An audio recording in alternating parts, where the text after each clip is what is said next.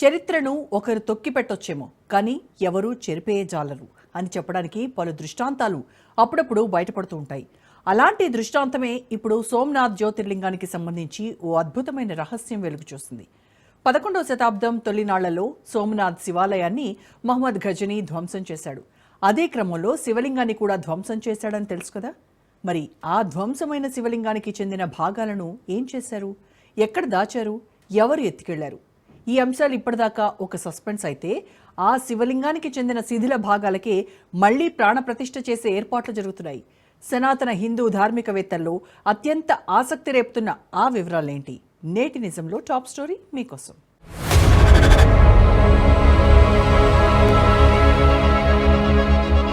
అయోధ్య రామయ్య తరువాత సోమనాథ శివయ్య. వార్తల్లోకి ఎక్కిన గుజరాత్లోని సోమనాథుడు. 1000 ఏళ్ల తర్వాత జ్యోతిర్లింగ పునఃప్రతిష్ఠకు ఏర్పాట్లు. అయోధ్యలో బాలరాముడి నూతన విగ్రహం కొలువు తీరి ఏడాది దాటింది. ఇప్పుడు తాజాగా గుజరాత్లోని సోమనాథుడు ప్రత్యేకంగా చర్చాంశంగా మారాడు. అయితే ఇందులో వివాదమేమీ లేదు. ఎవరితోనూ స్థల పంచాయతీలు లేవు, ఎవరి పర్మిషన్లు అక్కర్లేదు. ఎందుకంటే వివాదమంతా 1000 ఏళ్ల క్రితమే జరిగిపోయింది. 1125వ సంవత్సరంలో ఆఫ్ఘనిస్తాన్కు చెందిన మహమ్మద్ ఘజనీ అనే దారి దోపిడీగాడు 17 సార్లు భారత్పై దండెత్తాడని చదువుకున్నాం కదా. ఘజనీ దాడిలోనే సోమనాథ శివాలయం ధ్వంసమైందని చరిత్రలో లిఖితమై ఉంది. అందులో శివలింగాన్ని కూడా ధ్వంసం చేశాడు అన్నది కూడా అందరికీ తెలిసిందే. ఆ తర్వాత కథ ఏంటనేదే ఇప్పటి వరకు ఎవరికీ తెలియదు. ఒక రకంగా చెప్పాలంటే అది దేవరహస్యమే. సరిగ్గా 1000 ఏళ్ల తర్వాత ఆ రహస్యం బహిర్గతమవుతోంది.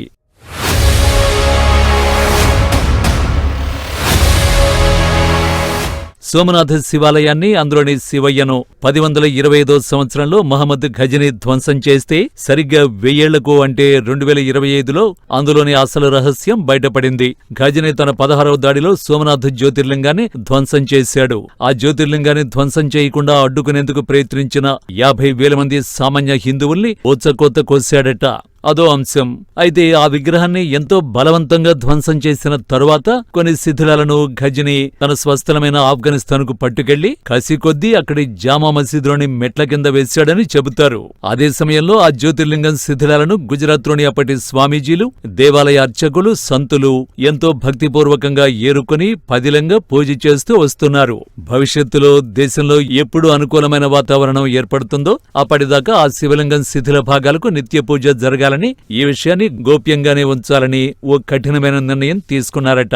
అది అలా 1000 ఏళ్లుగా రహస్యంగానే ఉండిపోయింది. తాజాగా అది తమిళనాడుకు చెందిన అగ్నిహోత్రి బ్రాహ్మణుడైన సీతారామశాస్త్రి వద్ద బయటపడింది. అంతేకాదు ఆయన నుంచి అది పండిట్ రవిశంకర్ ద్వారా త్వరలో సోమనాథులో ప్రతిష్టకు నోచుకోబోతోంది. ఇప్పుడు మనం చూస్తున్న జ్యోతిర్లింగం భాగాలే ఇవి. आयस्कांत है, जैसे ऐसा लग रहा है कि मैग्नेट है हाथ में।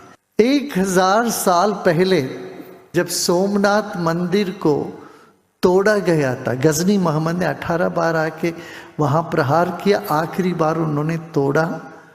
शिवलिंग को तोड़ने के बाद उस पत्थर को कुछ अग्निहोत्री लोग, कुछ संत लोग लेके चले आ गए उसके टुकड़े को। वो पत्थर जो है वो वहाँ का शिवलिंग वो जमीन में नहीं था, वो हवा में रहता था। वो शिवलिंग की टुकड़ों को लेके वो दक्षिण भारत में आ गए, उसको शिवलिंग रूप दे दिया, उससे पूजा करते रहे। 100 साल पहले कांची के परमाचार्य उन्होंने कहा 100 साल तक इसको तुम बाहर नहीं लेके आना। 1924 में उन्होंने बताया, तब तक ये अपने घर पे पूजा करते रहे। अब फिर उनको शंकराचार्य ने ये बताया तो वो आके गुरुदेव के यहाँ पर उसको देना है। సీతారామశాస్త్రికి తన మామగారైన పర్వేంద్ర సరస్వతి ద్వారా ఆ జ్యోతిర్లింగం భాగాలు అందాయట. 100 ఏళ్ల క్రితం 1924లో పర్వేంద్ర సరస్వతి అప్పటి శంకరాచార్య వద్దకు తీసుకువెళ్లి ఆ విషయాన్ని రివీల్ చేశారట. అయితే అప్పటి కంచి శంకరాచార్య సోమనాథ్ టెంపుల్లో మళ్లీ ఈ భాగాలు ప్రతిష్ఠించాలంటే 100 ఏళ్లు పడుతుందని ఆనాడే అంచనా వేయడం విశేషం. అలా పరివేంద్ర సరస్వతి ఇంట్లోనే దాదాపు 3 తరాలుగా పూజలందుకుంటూ ఉంది.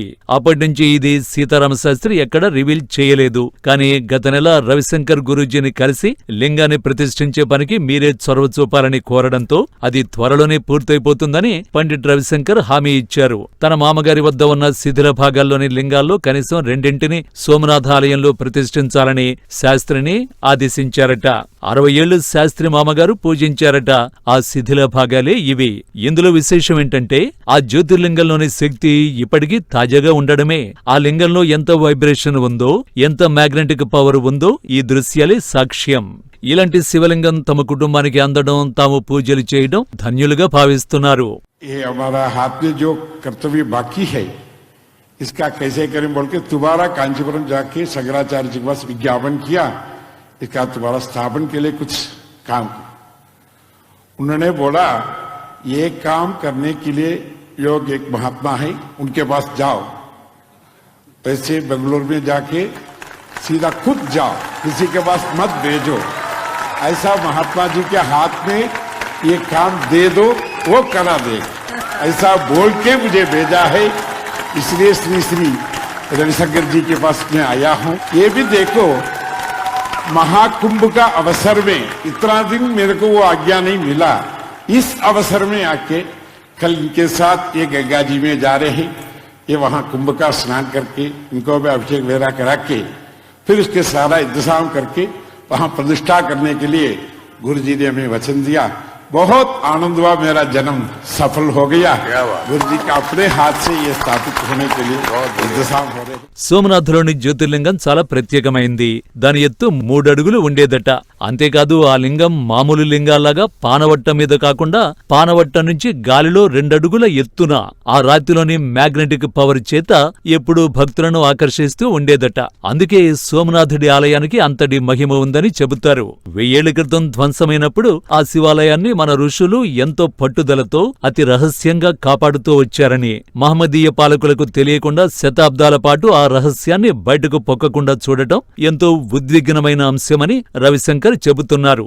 అలా తరతరాలుగా కాపాడుతూ వచ్చిన జ్యోతిర్లింగం ఇప్పుడు తన చేతుల్లోకి రావడం, తన ద్వారా కేంద్ర ప్రభుత్వానికి ఓ ప్రతిపాదన వెళ్లడం, ఆ లింగ ప్రతిష్టాపనకు తాను చొరవ తీసుకోవడం తనకెంతో ఆనందంగా ఉందంటున్నారు రవిశంకర్. గురుకృపకు ఎంతటి పవర్ ఉంటుందో ఇంతకన్నా దృష్టాంతం మరోటి లేదని, హిందూ దేవుళ్ల వైశిష్ట్యమంతా సనాతన గురువుల వల్లే పదిలంగా ఉంది అంటున్నారు రవిశంకర్.